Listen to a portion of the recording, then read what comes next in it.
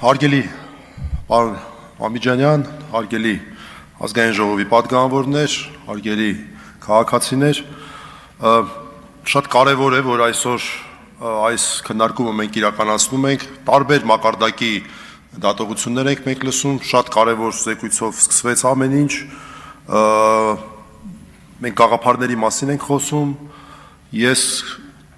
որոշեցի վերջին իրադարձությունները հաշվի առնելով կոնկրետ օրինակով այսօր խոսել, որպես իրավապաշտպան եւ ցույց տալու համար, որ նաեւ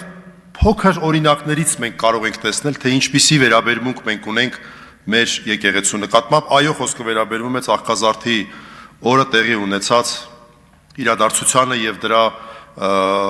իրավական, այսպես ասած, հետևանքներին քրեական հետապնդման տեսքով։ Սուրբ Աննա եկեղեցու իրադարձության մասին է խոսքը։ Մինչ այդ նշեմ, որ շատ հետաքրքիր է, որ այսօր ավագ հինգշաբթի օրով ենք մենք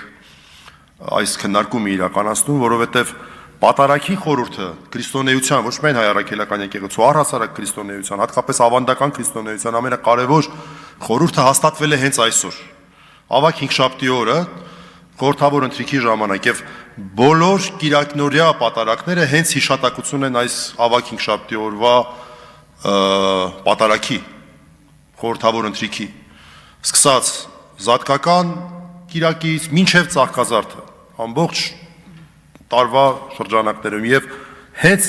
Ծաղկազարդի տոնական պատարագի ժամանակ տեղի է ունենում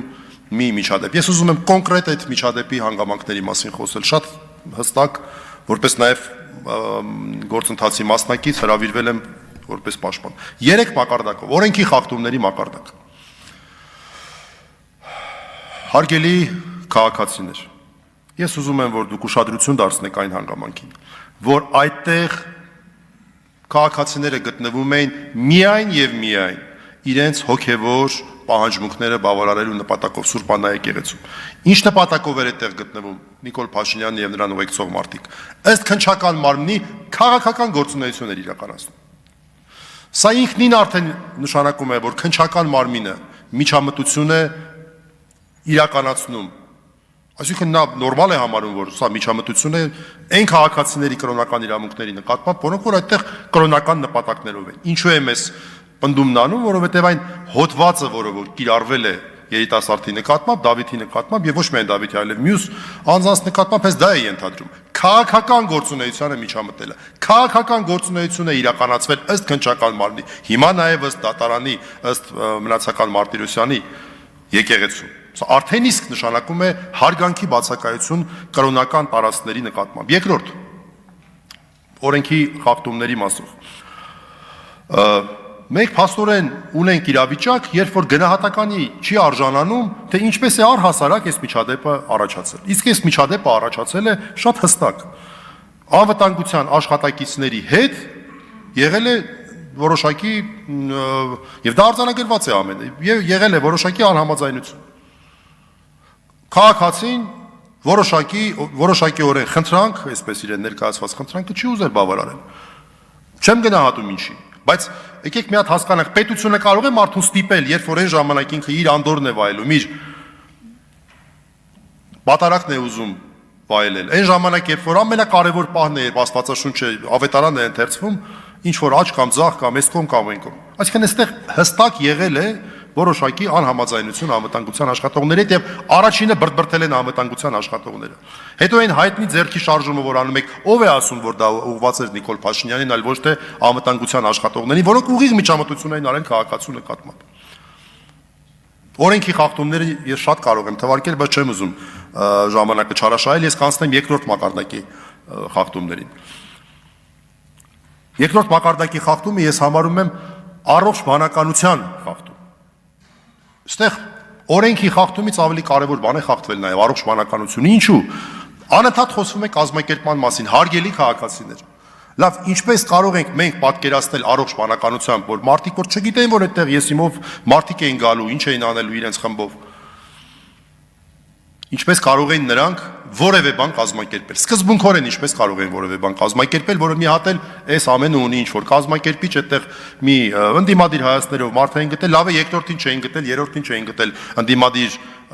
հանրային գործունեություն իրականացնող մարդիկ, թե չէ կազմակերպիչների թիվը շատ ավելի շատ կլներ։ Սա ուղղակի առողջ տրամաբանությանն է հակասում։ Ինչպես կարող է լինել կազմակերպիչ այն արարքի համար, որը որ իրավիճակային է եղել, մարդիկ այդտեղ պատարագի են եղել, մարդիկ են մտել։ Եվ վերջապես երրորդը դա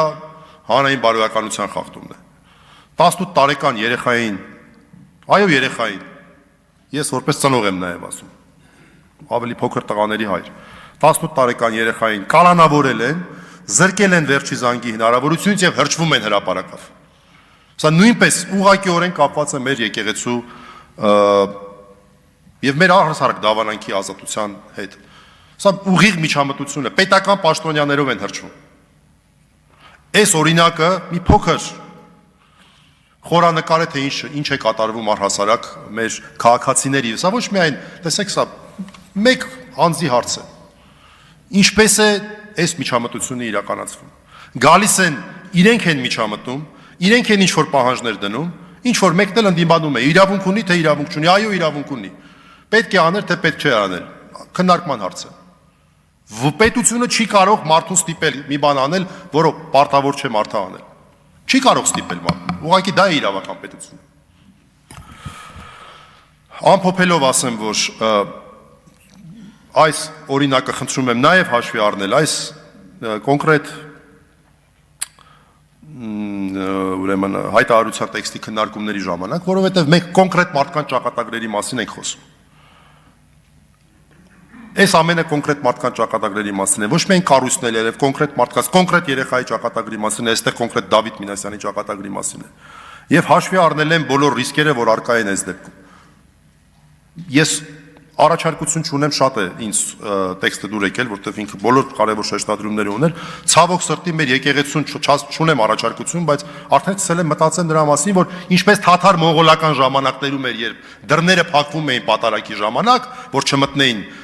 չխանգարեին։ Գուցե մեր եկեղեցին պետք է դիտարկի ստիպված լինի հիմա էլ նույն քայլին դիմել, որովհետև ցավոք սրտի համադրելի իրավիճակում ենք մենք հայտնվել։ Շնորհակալություն։